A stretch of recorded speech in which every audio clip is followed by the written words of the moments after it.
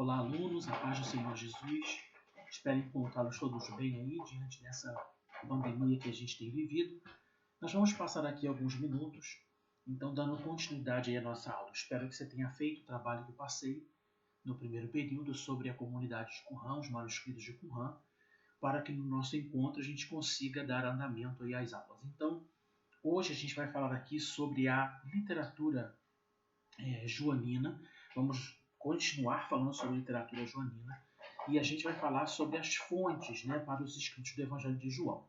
Bem disse na última aula que o Evangelho de João é muito diferente do Evangelho sinópticos, visto que ele tem uma mensagem completamente mais profunda, diferente.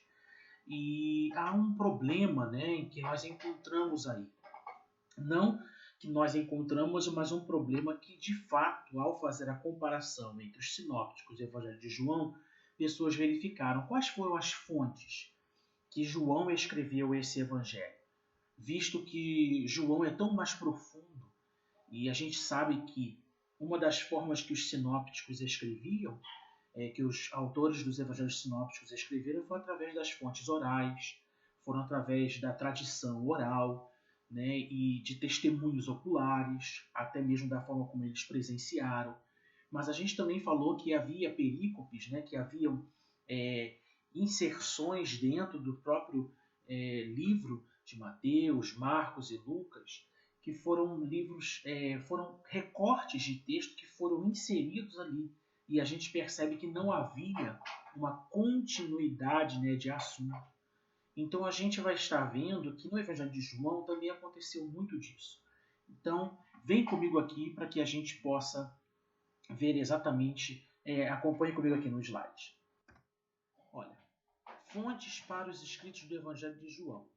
Então, em virtude de ter sido demonstrado que os Evangelhos sinópticos tiveram acesso, seja a fontes orais ou escritas em sua composição, foi suposto que isto também é verdadeiro relativamente ao quarto evangelho. Um dos principais problemas dos estudiosos modernos no Novo Testamento é o isolamento dessas formas em João e a determinação da origem delas. Tem sido um axioma da escola crítica o fato de, porque João foi o último dos evangelistas, ele deve ter tido o conhecimento acerca dos sinópticos. Então, percebem que, ao analisar o Evangelho de João, eles começam a perceber que há uma diferença, que o Evangelho de João ele não tem a mesma forma literária ou escrita dos sinópticos, uma vez até que alguns sinais só se repetem no Evangelho de João, que é uma revelação, uma escrita muito nova, com palavras que a gente não observa nos sinópticos, e é completamente diferente da escrita dos sinópticos. E aí começa um paradoxo. Até que ponto João ele teve acesso aos sinópticos? Porque se ele teve acesso às mesmas fontes orais que Marcos, Mateus e Lucas tiveram, por que então ele escreve de maneira completamente diferente? Então aí a gente percebe que parece que dá a entender pelos estudiosos que ele fez a cama, os sinópticos fez a cama, no sentido de escrever a parte básica, no sentido dos conteúdos que eles adquiriram, da forma da vida de Jesus, e através disso, João teve uma revelação muito mais profunda acerca disso. Acompanha aí. Existem outros problemas críticos também no que se refere às fontes. Olha só, foi determinado que acima, olha que interessante, acima de 90% do material do quarto evangelho não se encontram os outros três. Então veja bem, só 10% do que João escreve a gente consegue ver nos evangelhos sinópticos. A gente consegue encontrar como base lá. 90% é algo novo, 90% é algo de revelação mesmo. Mas também João 21 e 24, ele é claramente o trabalho de alguma outra pessoa que não é o autor. E isso leva à suposição de que no capítulo 21 inteiro forma um apêndice ao corpo que parece terminar em João 31. Se então o capítulo 21 é a mão de um redator, talvez tenha sido responsável por outras partes deste evangelho também. Todos esses problemas são o que intrigam e o que podem ser classificados como interessantes para os estudiosos. Então veja bem, quando a gente percebe lá em João, no capítulo 21 até o capítulo 24, a gente vai perceber que parece que essa inserção é feita de um outro autor. Por que a gente entende-se isso? Porque não há uma continuidade. Parece que a revelação de João termina em João 20:31. A partir daí, começa-se um novo assunto que não tem uma continuidade. E aí a gente começa a perceber o seguinte: se outra pessoa ela também foi responsável por escrever essa parte final do capítulo de João, então quem me garante de que João realmente escreveu todo o seu conteúdo?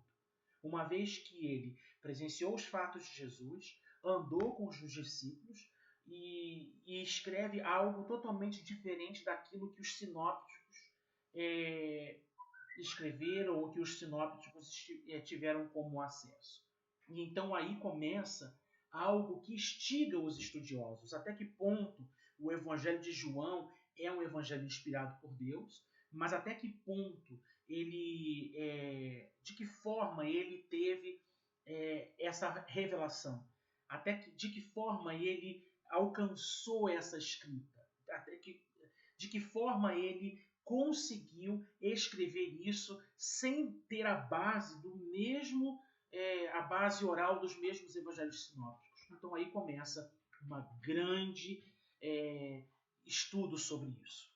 Então olha só, qual é a relação com os evangelhos sinópticos? A gente vê que Clemente de Alexandria, que é um dos pais da igreja, a gente viu isso no ano passado, ele preservou a tradição de que João, ao ver que alguns dos fatos históricos do ministério de Jesus haviam sido realizados da forma escrita, no caso os sinópticos, sendo induzido pelo Espírito e impelido pelos seus colegas, então ele escreveu um outro evangelho que era mais espiritual em seu teor. Isso é uma análise de um pai da igreja, aquele que estava bem mais próximo, da vivência de todos esses escritores, e ele declara isso. Então o que ele pensa? Ele pensa assim: o básico, os evangelhos sinópticos eles já escreveram.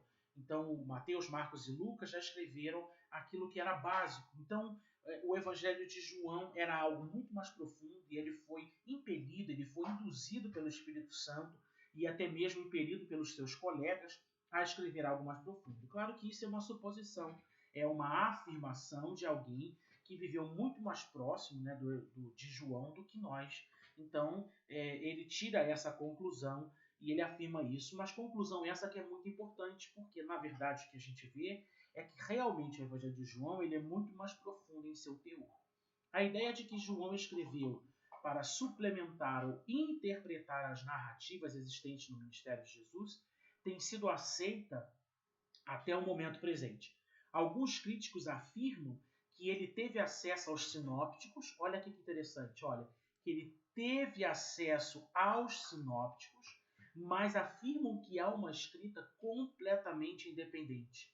Ele é mantida por alguns, uma posição mediadora de que João não conheceu os evangelhos escritos, mas conheceu a tradição que estava por trás deles. Então, olha que interessante. Olha só, muito interessante isso. Alguns críticos eles afirmam que o Evangelho de João, que o próprio João, ele teve acesso aos sinópticos, mas afirmam que ele escreveu algo completamente independente. E se eu e você a gente ler os Evangelhos sinópticos e a gente lê o Evangelho de João, a gente percebe que há uma grande diferença.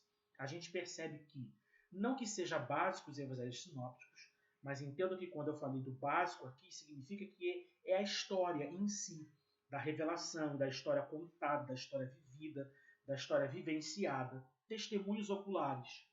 Enquanto que João, ele pega ele se aproveita desses testemunhos oculares e traz uma revelação muito mais profunda, ou seja, de Deus para ele, algo que foi revelado a ele.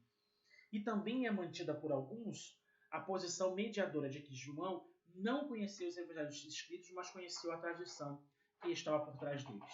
E eu, particularmente, prefiro essa conclusão, de que O Evangelho de João, ele realmente, se a gente for observar, até os milagres que são contados, que a gente costuma dizer que é o livro dos sinais dentro do Evangelho de João, a gente percebe que até os sinais são contados de forma diferente.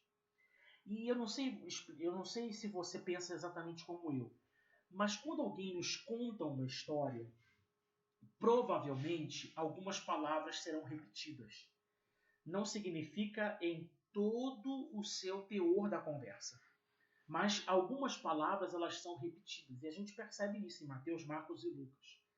Já João, quando ele escreve o seu evangelho, o seu livro, ele escreve de uma forma muito mais profunda, as palavras são diferentes. Então eu entendo exatamente isso, de que ele não conheceu os evangelhos, mas ele conheceu a tradição que está por trás deles. O que significa isso? A tradição oral. Ou seja, pessoas também foram até ele, contaram acerca dos acontecimentos, e ele trouxe uma revelação mais profunda, baseada exatamente naquilo que foi contado para ele. Então, seguimos aí. Relação com os evangelhos sinópticos. O último comentário importante que insiste sobre uma relação direta entre João e os sinópticos, e eu gosto disso aqui, olha, é o C.K. Barrett. Ele escreveu o Evangelho segundo João. Ele descobriu certas semelhanças verbais e várias passagens em Marcos e João que seguem na mesma ordem. Então ele ficou impressionado com as semelhanças. Isso está na página 1 da apostila, tá bom? Que você vai receber. Algumas das comparações são encontradas numa única palavra ou locução. Deve ser observado também que algumas dessas passagens não são da mesma ordem, em comparação com o número de palavras encontradas em qualquer dos evangelhos. Essa evidência não é muito convincente. É mais provável que quaisquer semelhanças surjam de uma tradição oral comum do que qualquer relação direta. Então, isso que ele achou aqui foi algo interessante, né? Foi algo muito interessante, mas não quer dizer muita coisa. Não serve como uma base. Por mais que essas passagens elas não se encontram na mesma ordem, algumas semelhanças existem de palavras, mas não quer dizer que isso de fato João copiou acerca do que estava escrito no Evangelho de Marcos. Outras fontes, assim como a crítica da forma, ela tentou isolar os blocos da tradição oral, denominados perícopes. Não sei se você lembra dos sinópticos, a gente falou sobre isso na aula, que havia as perícopes, né, que são cortes de texto, e que através desses cortes eles são inseridos ali. E ao ser inserido, eles não têm uma continuidade. Então a gente chama essa não continuidade de deslocamentos. Então alguns estudiosos insistiram que muitas seções de João estão fora de ordem no tocante ao ministério de Jesus, e houve tentativas de corrigir esses deslocamentos. Porque a gente percebe que não há uma continuidade, não há uma ordem como nos evangelhos Mateus, Marcos e Lucas. Ou seja, o seu nascimento na Judéia, na Galileia, percebe que há em tanto Mateus, Marcos e Lucas, há uma continuidade, parece que isso se repete. Mas a gente percebe que em João não. Ou seja, ele pega os acontecimentos mais importantes da vida de Jesus, ao seu ver, e através desses acontecimentos ele prepara um fundo para que ele possa trazer uma revelação muito mais profunda. Então, perícope, que significa cortar ao redor ou parte destacada de um texto para ser analisada e estudada em separado.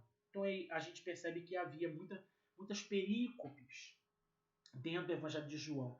São trechos de textos em que eles são cortados e eles são inseridos ali. A própria história de Jesus e a mulher adúltera, em João 7, 53 a 8, 11, ela é largamente conhecida como um excelente exemplo de uma perícope flutuante. Porque ao ser inserida ali, parece que ela não se encaixa nem no que vem acima e nem no que vem abaixo. Então, certamente, não é uma parte original do texto joanino, está ausente na maioria dos manuscritos gregos antigos, mas serve como uma ilustração de segmento de tradição, formado distinta e caracteristicamente de que alguma maneira foi preservado e encontrou o seu caminho posteriormente no texto. Então, por mais que seja uma perícope inserida, mas posteriormente a gente vai ver aplicações, revelações acerca daquilo que foi colocado ali. Então, quando a gente diz assim, não é original no texto joanino, significa que não foi ele quem escreveu, e sim foi algo destacado de algum outro texto, de alguma outra tradição, de algum outro escritório. Lembra que existiam os escritórios em que eles faziam as traduções, e isso foi inserido ali no Evangelho de João. Outros exemplos de perícopes, a gente vê outras 3 seções cuja formação pericopada é estabelecida devido ao fato de serem encontradas em todos os outros 4 evangelhos. Então, por exemplo, a purificação do templo, a alimentação da multidão e a entrada em Jerusalém. E isso a gente observa esse fato nos outros 4 evangelhos. Então dá a entender de que isso são perícopes, ou seja, são textos que foram recortados de outras tradições ou de outras fontes e foram então inseridas ali. Há várias diferenças nesses paralelos, mas substancialmente como forma eles são iguais. Então a gente percebe que quais são essas diferenças? A gente percebe que a colocação da palavra, a gente percebe que a interpretação, a gente percebe que aquilo que se traz como ensinamento, mas na sua forma eles são iguais. Cada um é uma perícope distinta de tradição e pode ser contada inteligentemente dentro do seu contexto. Então, quais são as conclusões sobre as perícopes que há no Evangelho de João? Seja qual for a conclusão quanto à formação das perícopes, deve ser observada que os manuscritos mais antigos eles preservam a mesma ordem encontrada nos manuscritos posteriores. A única exceção é o caso da mulher adúltera, é a única exceção que a gente percebe que há uma diferença entre os manuscritos antigos e o que foi encontrado do manuscrito que foi encontrado antigo quanto os manuscritos posteriores. Também se observa que é mais fácil localizar o material sinóptico dentro da moldura cronológica do 4º evangelho do que ao contrário. Ou seja, é mais fácil a gente pegar os acontecimentos dos sinópticos e trazê-los para dentro do evangelho de João e a gente se achar do que trazer João e tentar achar João dentro dos evangelhos sinópticos. Por quê? Porque a gente já percebeu aqui, já viu que o evangelho de João não existe uma ordem. Já os sinópticos, sim. Então é muito mais fácil você fazer dessa forma. A crítica literária ela chegou à conclusão de que, enquanto se torna duvidosa a identificação clara das fontes, produz-se uma evidência de que o autor realmente usou as fontes. Então, parece que se o autor realmente se valeu de fontes, ele próprio as escreveu.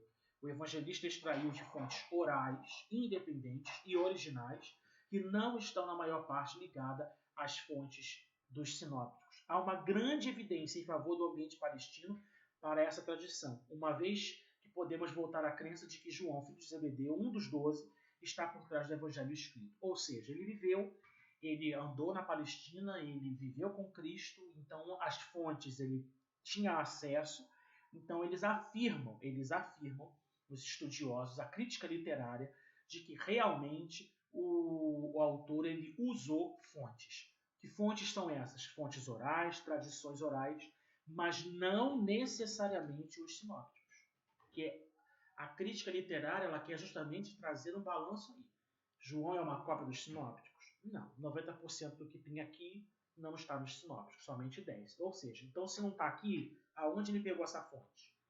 Aonde ele usou para escrever isso? Aí fontes orais. A crítica literária defende fontes orais e a tradição oral. Ok? Qual é a unidade que existe dentro do Evangelho de João? O 4º Evangelho dá a impressão geral de uma única unidade no todo. Contudo, a própria possibilidade de fontes levou alguns críticos a fazerem teorias acerca das seções de narrativa que se encontram deslocadas. Por causa daqueles deslocamentos que existem no Evangelho de João, ou seja, as perícopes que foram inseridas, havia uma dúvida. Até que ponto esse livro ele é uma unidade? Até que ponto esse livro realmente ele foi escrito por João do início ao fim? Lembrando que no final, no capítulo 21, foi inserido por uma outra pessoa. Então aí a dúvida era, há uma unidade? E a gente percebe que o próprio texto Por mais que as perícopes estejam inseridas ali e que não há uma continuidade, mas lá na frente ela acaba fazendo parte, a gente percebe sim que há uma unidade, porque todo o Evangelho ele traz uma revelação acerca do Logos, ele traz uma revelação acerca do Deus encarnado, ele traz uma revelação que os outros evangelhos não trazem, acerca de reino, acerca de pecado, de arrependimento e até de sinais. Porque a gente vai ver que os evangelhos sinópticos, os sinais que foram feitos, eram sinais praticamente que traziam a soberania de um Jesus todo-poderoso, de que realmente ele era um filho de Deus, era um homem que fazia sinais. Já no Evangelho de João, os sinais não são somente isso. Os sinais, eles são, todos eles apontam para o Jesus encarnado, aponta para a revelação de Jesus. Enquanto os sinais nos evangelhos apontavam muito para a vinda escatológica de Cristo, né, acerca dos sinais, os sinais seguirão os que creem. Já no Evangelho de João a gente percebe os sinais de uma forma muito específica, por isso que ele seleciona, dá a entender de que ele seleciona alguns sinais para serem colocados ali, para que possa fundamentar a revelação que ele queria trazer acerca do próprio Jesus encarnado. Método literário. O reconhecimento das fontes como uma unidade literária foi obscurecido pela atenção dada aos deslocamentos.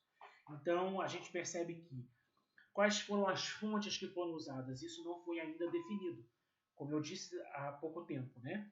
Alguns minutos atrás.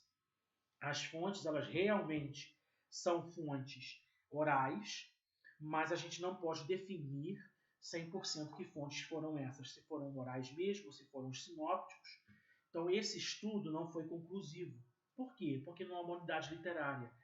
O que é unidade literária? Quando realmente o início e o fim é escrito pelo autor. E aí a gente percebe que dentro do Evangelho de João existem algumas perícopes, existem alguns deslocamentos, existem alguns textos que foram inseridos e escritos por outras pessoas. Ou talvez trechos recortados e escritos por outras pessoas. Então, por isso, a gente não pode definir como uma unidade literária.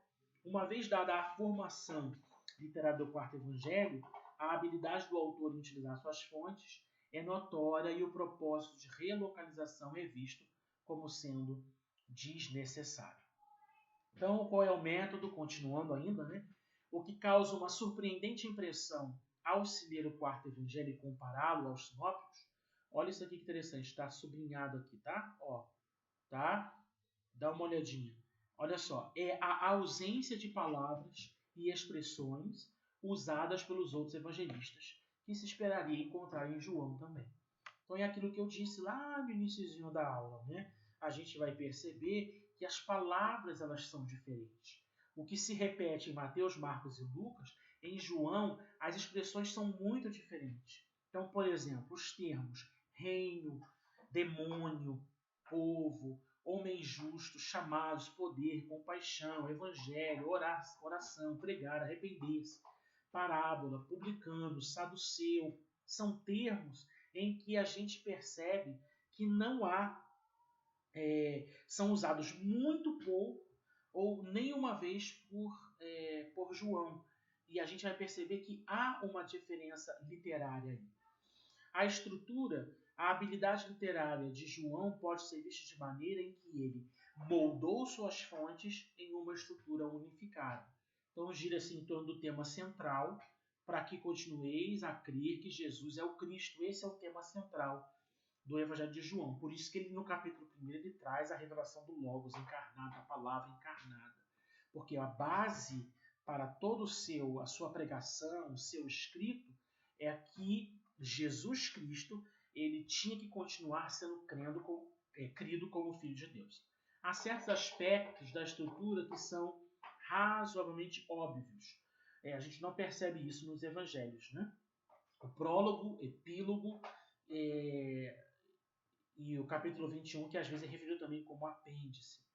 Então a gente percebe que há o prólogo e há o epílogo, ou seja, há um começo, há um fim, e isso a gente observa muito em livros e em cartas, mas no Evangelho de João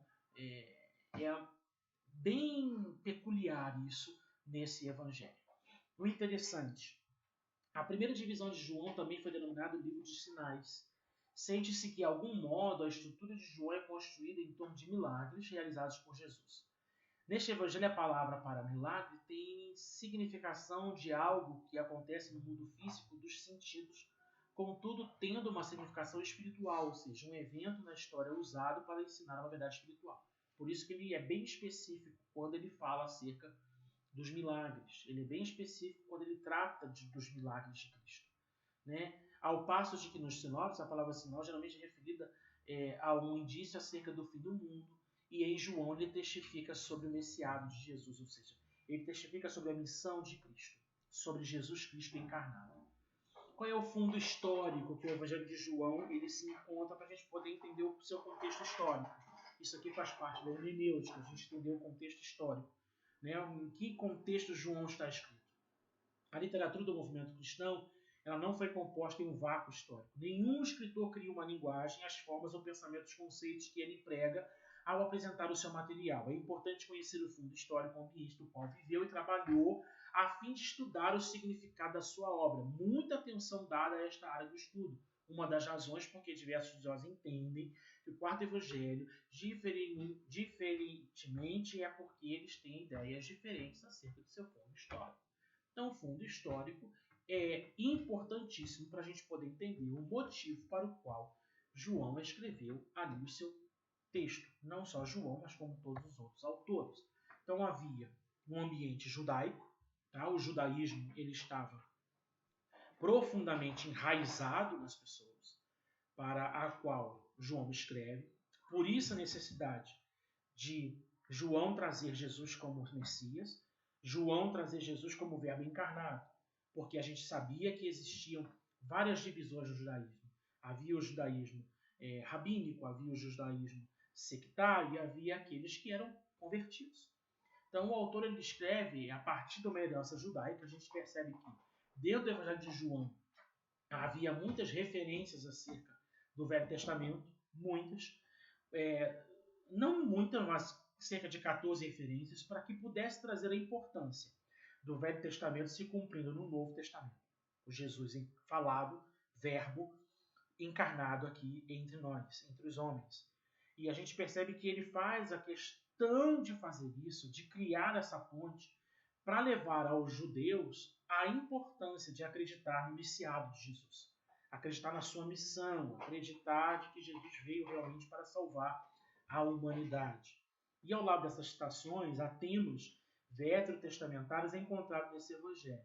O bom pastor e a videira verdadeira, por exemplo, são bons exemplos disso aí. A gente observa isso também no Velho Testamento, também no Novo Testamento, aí especificamente no Evangelho de João. Então veja bem, gente, o contexto, vamos aqui, o contexto que João encontra ali é um contexto completamente diferente. Ele observa um grupo de pessoas que estavam completamente distantes do caminho de acreditar no Messiado, na obra do Messias, na obra de Cristo, ou seja, ele veio para morrer e ressuscitar. E João encontra esse cenário rabínico, aqueles que eram defensores da lei, né, aqueles que eram convertidos, que estavam desesperançosos, porque Jesus havia morrido.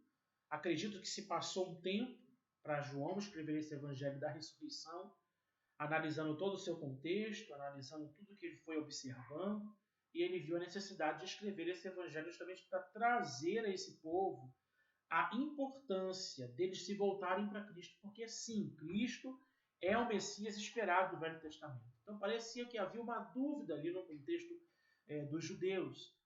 Então por isso ele traz argumentos do Velho Testamento, porque a gente sabe o quanto isso é importante para os judeus, a lei de trazer a história deles para que eles pudessem pensar e, ao mesmo tempo, trazer ali uma revelação profunda acerca do próprio Cristo, do Messias. Então a gente vê aí uma grande importância acerca do Evangelho de João, acerca desse fundo histórico aí.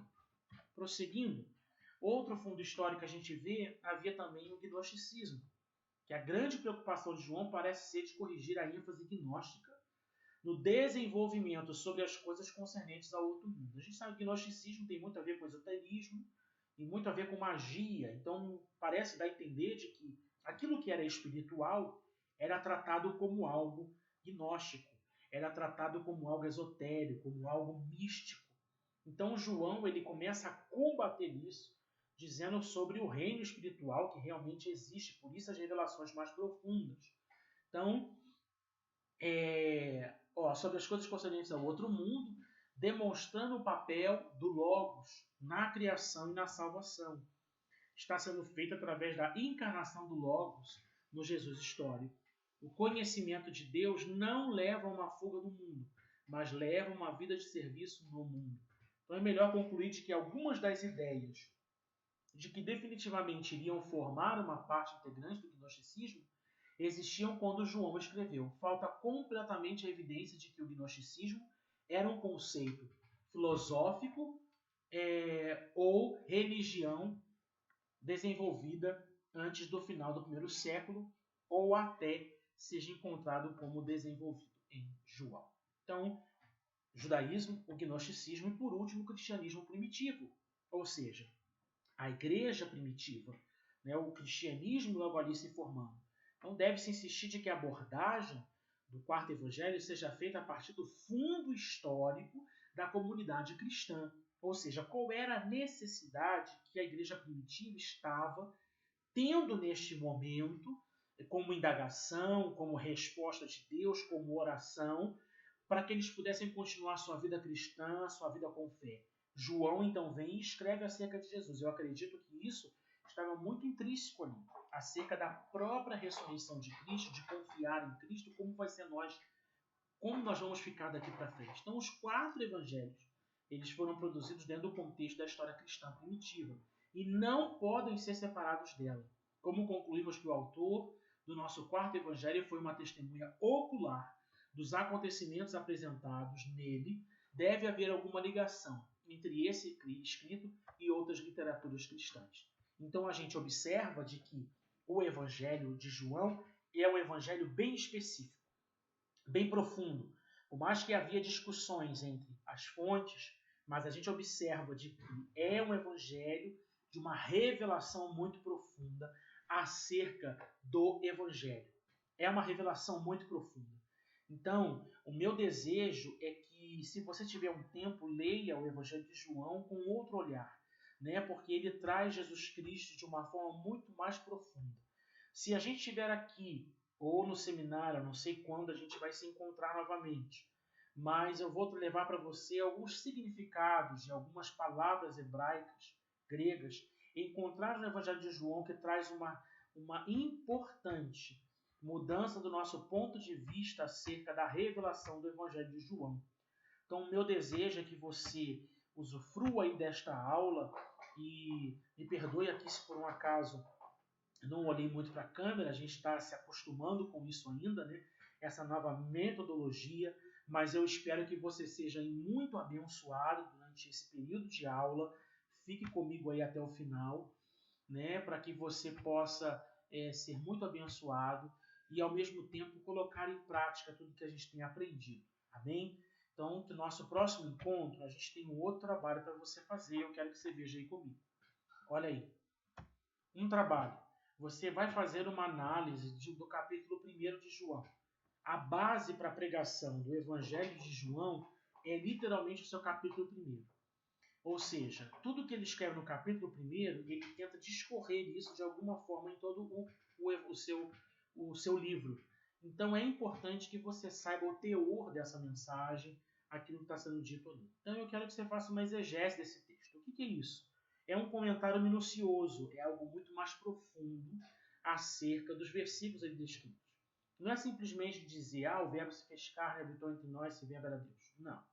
É algo muito mais profundo. Então você vai analisar versículo por versículo, você vai analisar as palavras e você vai trazer para mim isso quando a gente se encontrar. Você vai me entregar esse trabalho em aula para que isso possa somar a sua nota. Então não deixe de fazer. tá bom? Vou deixar aqui também o meu telefone, caso você tenha alguma dúvida, entre comigo em contato pelo WhatsApp. Então, 41 9638 3343. E aí a gente se encontra na próxima aula. Então, 41 9638 3343. A gente se encontra na próxima aula e que Deus possa te abençoar em nome de Jesus. Tchau!